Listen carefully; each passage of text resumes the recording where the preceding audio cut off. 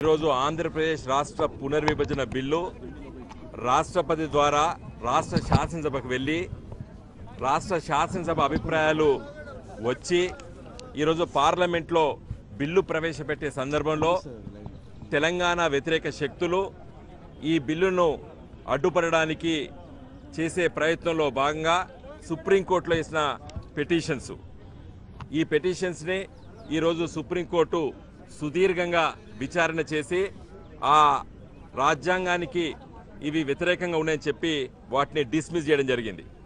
నిజంగా కూడా భారతదేశం ప్రజాస్వామ్య దేశంలో రాజ్యాంగ కోర్టు అయినటువంటి సుప్రీంకోర్టు చట్టసభల్ని మీరు చట్టం చేయొద్దు అని ఆదేశించే అధికారం రాజ్యాంగం సుప్రీంకోర్టుకు ఇవ్వలేదు.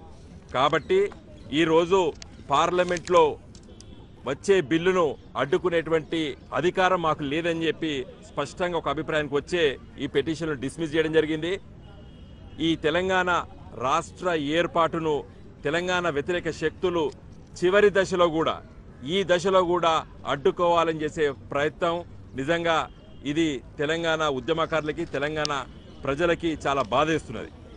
ఈరోజు ఈ పిటిషన్లు డిస్మిస్ అయిన తర్వాత ఇప్పటికైనా తెలంగాణ వ్యతిరేకించేటువంటి శక్తులు ఇప్పటికైనా ఆలోచన చేసి ఇంకా ఈ కుటిల రాజకీయ ప్రయత్నాలు చేయొద్దని చెప్పి కూడా విజ్ఞప్తి చేస్తున్నాం. వినోద్ గారు 10వ తారీఖు పార్లమెంట్లో పెట్టిన తర్వాత అప్పుడు మళ్ళీ వస్తామంటున్నారు. చూడండి, అనవసరంగా వాళ్ళు కోర్టుకు వచ్చి వాళ్ళ పైసలు ఖర్చు దండగా మాకు కూడా ఇబ్బంది పెడుతున్నారు.